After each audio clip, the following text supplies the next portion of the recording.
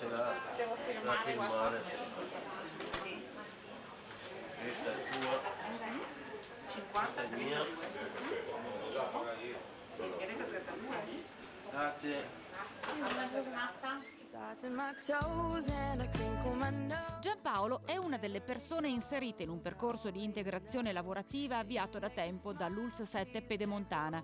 In entrambi i distretti ospedalieri, San Bassiano e Sant'Orso, vengono seguite in un progetto ad hoc che permetta loro di venire inserite in un contesto occupazionale che, se da un canto è protetto, dall'altro lascia un margine di autonomia che permetta di sentirsi parte integrante della società, come ci spiega Alessandra Corò, direttrice del distretto 2 Alto Vicentino. L'inserimento lavorativo è, per quanto riguarda l'azienda ULSS, ovviamente ha un target specifico, che sono le persone o disabili o con problemi psichiatrici o persone con problemi di dipendenza, ossia tutte quelle persone che hanno abilità lavorative, magari residue, ma che avrebbero difficoltà ad entrare in un mercato del lavoro autonomamente e spontaneamente, per cui hanno bisogno di percorsi di tutoraggio, ossia di affiancamento, di individuazione delle attività lavorative più rispondenti alle capacità e alle possibilità di quelle persone e che via via li supportino e li aiutino nell'iniziare a credere in se stessi, nelle proprie capacità e potersi inserire. E questo è il successo che abbiamo per un 20% delle persone, forse a volte anche meno nell'arco di un anno, che riescono a diventare dipendenti e lavoratori autonomi.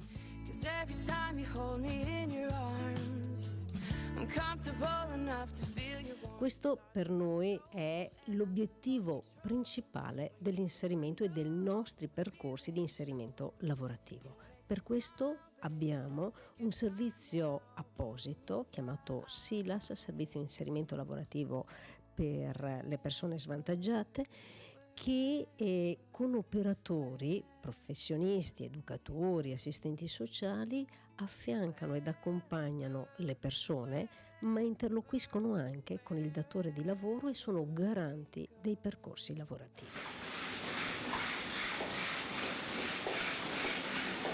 In entrambi i distretti dell'ULSS 7 Pedemontana c'è una rete che è già ben avviata. Non c'è dubbio, in entrambi i distretti abbiamo 2 servizi di professionisti, come vi dicevo il SILAS in entrambi i distretti, di professionisti, educatori e assistenti sociali che operano nel valutare le persone, nel individuare i posti di lavoro, per cui hanno con il mondo produttivo, ma anche con le cooperative, il luogo dove poter poi fare dei percorsi di inserimento lavorativo.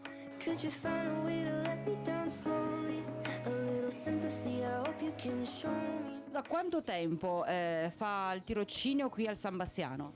È dal mese di luglio che sono qua. Cosa fa? Lavoro in farmacia e trasporto quei carrelli medicinali per i vari reparti. Com'è come lavoro? Va bene, sì, non c'è, nessuno mi dice niente, tranquillo, sì. È faticoso? No, a parte qualche scatola un po' pesante, ma insomma, non c'è, no, non è faticoso.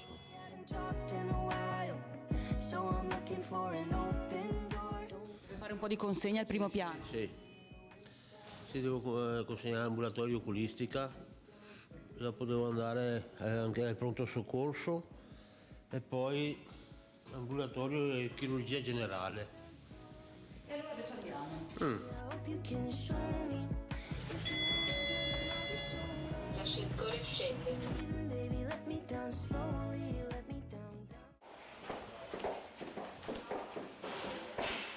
Vuole farci vedere allora? Grazie. Adesso da quanto tempo sei qui? Tanto però. Ormai è casa tua. Trovi bene, questo trova benissimo qui. Ai distretti 1 e 2, di cui sono responsabili rispettivamente Annalisa Fanuli e Damiano Valente, vengono accolte e seguite più di 800 persone ogni anno, per cui viene avviata una serie di progetti che vengono a calarsi sui singoli individui, andando a coglierne e valorizzarne caratteristiche e peculiarità. I progetti sono definiti all'interno di delibere di GR regionali e sono i tirocini sostanzialmente, quelli che coinvolgono direttamente le persone per l'inserimento lavorativo e sociale. E allora li posso elencare velocemente, anche semplificandoli.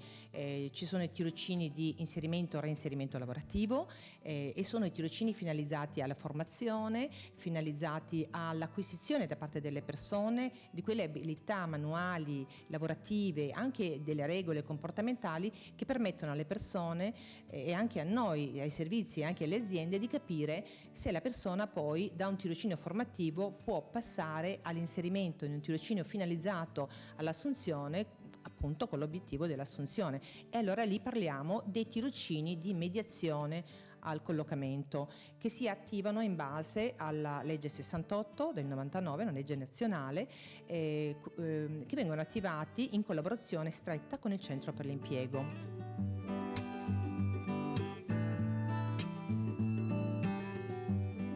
Quindi va fatta la ricerca dell'azienda ideale per quella persona e si fa in maniera autonoma, concordandola col Centro per l'Impiego ovviamente. E una volta che viene fatta la presentazione in azienda e quindi l'azienda sceglie uno di quei 5, 6, 10 candidati, le persone vengono scelte e quindi si attiva il tirocinio con borsa lavoro a carico di Veneto Lavoro, fondi regionali, e con tutoraggio da parte del servizio inserimento lavorativo, quindi da parte degli operatori del nostro servizio, che vanno in azienda con un tutor aziendale, raccolgono le informazioni che permettono di capire se questo tirocinio sta andando bene e se c'è e ci può essere immediatamente l'assunzione, oppure se serve un'eventuale proroga.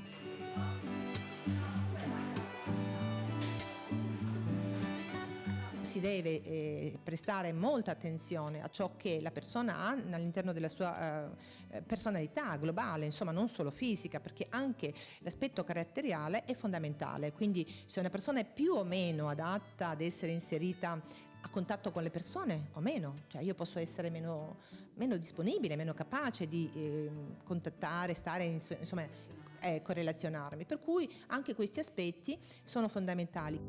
We could just carry on, act like night. Apri un foglio Word, dai, chiudi qui, apri un foglio Word. No, allora fai tasto destro, no? Sì. Brava, vai. White eyes wide, I wanna fight her. Va bene, bene, dai, continua, ok. I need a Che lavoro fa? La segretaria. Come si trova? Abbastanza bene, dai, è un po' difficile, però sto imparando. Ecco, la tipologia del suo inserimento lavorativo qual è? È formativo, sì, formativo. E si trova bene? Sì, Quanto tempo è qui? dal 29 aprile Per quanto? Si sa? a dicembre. Un'esperienza per cui ne valsa la pena. Sì, si imparano sempre cose. you think you're keeping the peace. Fondamentale in un'area ricca come quella che rientra nelle competenze dell'ULSS 7 Pedemontana il legame tra azienda sanitaria e mondo del lavoro. Imprese che da un lato devono sottostare a una precisa normativa, dall'altro ricopre ruolo fondamentale la sensibilità degli imprenditori stessi. C'è un aspetto normativo, cogente, ma c'è un aspetto anche culturale di disponibilità, che in qualche modo matura nel tempo in relazione con queste aziende, e vi assicuro che nel nostro territorio la disponibilità c'è. I settori che sono maggiormente, come posso dire, disposti a seguire, a parte il discorso normativo, ad accogliere queste persone? Diciamo che l'inserimento prevalente ai fini poi di un collocamento sono le aziende industriali manifatturiere. Per quanto il lavoro si trasformi nel tempo, si cerca sempre all'interno di un'azienda di individuare quelle nicchie, quelle mansioni che possono essere adatte anche a persone che hanno maggiori difficoltà per accedere a una mansione. Ecco, quindi la prevalenza sono le aziende manifatturiere industriali del territorio, poi c'è molto il commercio presente e anche gli enti pubblici sono dei collettori in questo senso, perché anche loro hanno dei vincoli e degli obblighi, per cui i percorsi si fanno anche lì. E una quota anche all'interno della cooperazione sociale, magari per quelle persone che hanno maggiori difficoltà, oppure la collaborazione con la cooperazione sociale viene soprattutto per percorsi propedeutici poi all'inserimento successivo nel mercato del lavoro ordinario. Cosa si può fare di più? Potenziare la collaborazione che c'è già con i centri per l'impiego. Verrà stipulata una collaborazione, quindi con un protocollo operativo che permetterà di unificare le modalità operative in tutta la Regione Veneto. Questo secondo me è importante, perché non dovrebbero esistere delle differenze che ahimè ci sono, perché ogni azienda si organizzava in maniera diversa, ogni centro per l'impiego. Adesso invece vedo che stiamo andando, anche con i nuovi dirigenti che ho avuto il piacere anche di conoscere, si sta andando verso una organizzazione che sia più omogenea. Cosa si può fare di più? Sicuramente continuare un lavoro culturale e di adattamento degli ambienti di vita e di lavoro per le persone con disabilità, perché questo è un fattore determinante per il successo. Sono due gli elementi